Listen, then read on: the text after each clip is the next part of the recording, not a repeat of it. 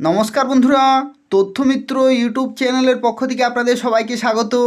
আজকে এই ভিডিওতে আমরা আলোচনা করব ত্রিপুরার অত্যন্ত গুরুত্বপূর্ণ একটি খবর সম্পর্কে, এবং যেটি হচ্ছে এডিসিতে তিপ্রামথার 5 বছর, অর্থাৎ যে 5 বছর কেটে গেল সেই 5 বছর এডিসিতে কেমন ছিল, কেলেঙ্কারির হালখাতা, সেই সম্পর্কে আলোচনা করব। সম্পূর্ণভাবে ভিডিওটি দেখতে থাকুন। এটা ত্রিপুরার অত্যন্ত গুরুত্বপূর্ণ এবং একটি চর্চিত খবর রয়েছে, তো সেক্ষেত্রে শুরু থেকে শেষ পর্যন্ত অবশ্যই ভিডিওটি দেখুন। তো দেখুন কেমন ছিল এডিসিতে তিপ্রামথা পরিচালিত 5 বছর। এডিসি নির্বাচনের আবহে বিভিন্ন মহল থেকেই এই প্রশ্ন উঠতে শুরু করেছে। সংসদীয় গণতান্ত্রিক ব্যবস্থায় এই প্রশ্ন উঠতেই পারে। সঙ্গত কারণেই এই প্রশ্নের উত্তর খুঁজতে গেলে খানিক পেছনে ফিরতেই হবে। 2021 সাল, তিপ্রাল্যান্ডের দাবিতে পাহাড়ের আবেগে ভেসে গিয়ে প্রদ্যোত কিশোর দেববর্মন বুবাগ্রা হয়ে উঠেছে। পাহাড়ের এডিসি নির্বাচনের উত্তাপ, বুবাগ্রার প্রতিটি নির্বাচনী সভায় হাজারো সংখ্যায় জনজাতি মানুষের ঢল। একের পর এক নির্বাচনী সভাগুলোতে মথার সুপ্রিমো প্রদ্যোৎ কিশোর দেববর্মনের প্রতিশ্রুতি, তিপ্রামথা এডিসির ক্ষমতায় এলে তিপ্রাসাদের কোনো সমস্যা থাকবে না, তিপ্রাসাদের নিজেদের শাসন কায়েম হবে এডিসিতে, উপহার দেয়া হবে স্বচ্ছ প্রশাসন, অগ্রাধিকার থাকবে বেকারদের কর্মসংস্থানে। প্রকাশ্যে জনসভায় বুবাগ্রা ঘোষণা করলেন এডিসিতে তিপ্রাসা বেকারদের 22,000 চাকরি দেয়া হবে। তাছাড়া রয়েছে আরও 6,000 এডিসির পুলিশ কর্মীর নিয়োগ। বুবাগ্রা দেওয়া এই প্রতিশ্রুতিগুলি কতটা বাস্তবায়ন হয়েছে, এবার ভোটের প্রচারে গিয়ে প্রার্থীরা কিন্তু একের পর এক প্রশ্নবাণে বিদ্ধ হয়ে হাড়ে হাড়ে টের পাচ্ছে। তার একটাই কারণ, প্রতিশ্রুতি রাখেনি তিপ্রামথা। এই যে প্রতিশ্রুতি, এই প্রতিশ্রুতির বাস্তবায়ন কিন্তু হয়নি। উল্টো তিপ্রাসাদের মুক্তির কথা বলে ক্ষমতায় বসে তিপ্রামথার সিংহভাগ এমডিসি এবং নির্বাহী সদস্যদের বড় অংশের নাম বিভিন্ন কেলেঙ্কারিতে জড়িয়ে যায়। নজরবিহীনভাবে তিপ্রামথা পরিচালিত এডিসিতে চলতে থাকে একের পর এক কেলেঙ্কারি, অবৈধ উপায়ে পদোন্নতি আর অবৈধ পথে নিয়োগ। তিপ্রাসাদের জন্য বরাদ্দ অর্থে শপথ গ্রহণের পর থেকেই শুরু হয় তিপ্রামথার নেতা ও নির্বাহী সদস্যদের এলাহি আরাম আয়েসের লাখোয়ারি জীবনযাপন। তার শুরুয়াত হয় নির্বাহী সদস্যদের জন্য অত্যাধুনিক বিলাসবহুল গাড়ি ক্রয় করার মধ্য দিয়ে, অথচ তখনও এডিসিতে সিএম কিংবা নির্বাহী সদস্যদের জন্য পর্যাপ্ত সংখ্যায় গাড়ি ছিল খুমলুঙে।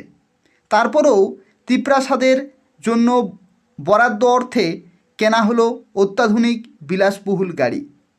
বামফ্রন্ট জমানায় রেখে যাওয়া গাড়িগুলো তিপ্রামথা পার্টির জনপ্রতিনিধিরা ব্যবহার করলেন না। দ্বিতীয়ত, 1 কোটি টাকার উপরে ব্যাংক থেকে ঋণ নিয়ে 3টি এসি বাস ক্রয় করা হলো। বলা হলো এসব বাসগুলো খুমুলুং থেকে আগরতলা বিমানবন্দর পর্যন্ত চলাচল করবে। এসটি সিনিয়র সিটিজেনদের বিনামূল্যে পরিবহন করা হবে। কিছুদিন পর 3টি গাড়ি বেসরকারি হাতে কিন্তু লিজ দেয়া হলো। এখন ঋণে জর্জরিত এডিসি। তৃতীয়ত, ঢাক ঢোল পিটিয়ে প্রচার করা হলো যে অ্যাপোলো হাসপাতালের সাথে যৌথভাবে ভ্রাম্যমাণ চিকিৎসা পরিষেবা চালু করা হবে।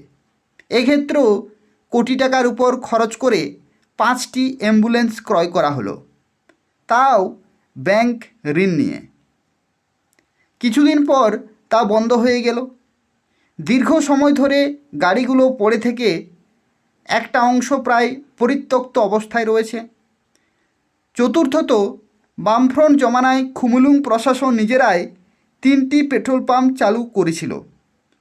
অর্থনৈতিক বিশৃঙ্খলার জন্য 3টি পেট্রোল পাম্পে ঝাঁপ বন্ধ হওয়ার উপক্রম হয়। শেষ পর্যন্ত 3টি পেট্রোল পাম্পে এখন বেসরকারি হাতে তুলে দেওয়া হয়েছে। প্রতিটি পেট্রোল পাম্পকে ব্যবসা চালানোর জন্য যে মূলধন দেওয়া হয় তার কোনো হদিশ নেই। অঙ্কের হিসাবে তা 1 কোটি টাকা ছাড়িয়ে যাবে।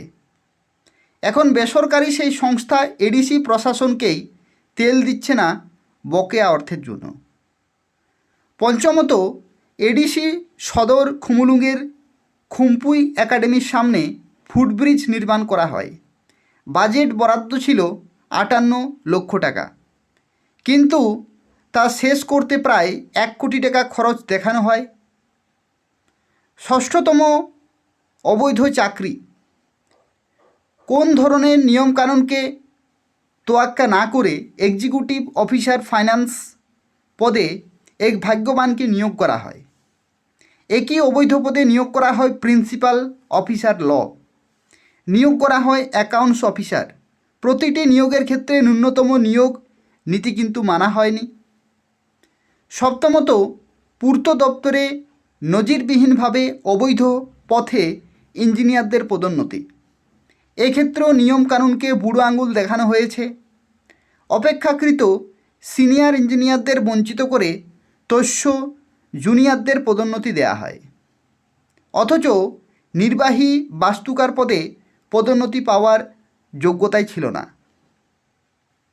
তারপরেও সমস্ত আপত্তিকে উপেক্ষা করে বাছাই করা তস্য জুনিয়রদের পদোন্নতি দেওয়া হয়। অষ্টম, কোটি কোটি টাকার স্মোক হাউস কেলেঙ্কারি। অর্থ বরাদ্দ হলো কিন্তু স্মোক হাউস নির্মাণ হলো না, সেই অর্থের কোনো হদিশ নেই। অষ্টম কেলেঙ্কারের অভিযোগ হলো খুমুলুং পার্কে মিউজিক্যাল ফাউন্টেন নির্মাণ নিয়ে। 9 কোটির মিউজিক্যাল ফাউন্টেন শেষ হলো প্রায় 14 কোটি টাকা ব্যয়ে, তাও উদ্বোধনের 2 মাস না যেতেই অচল।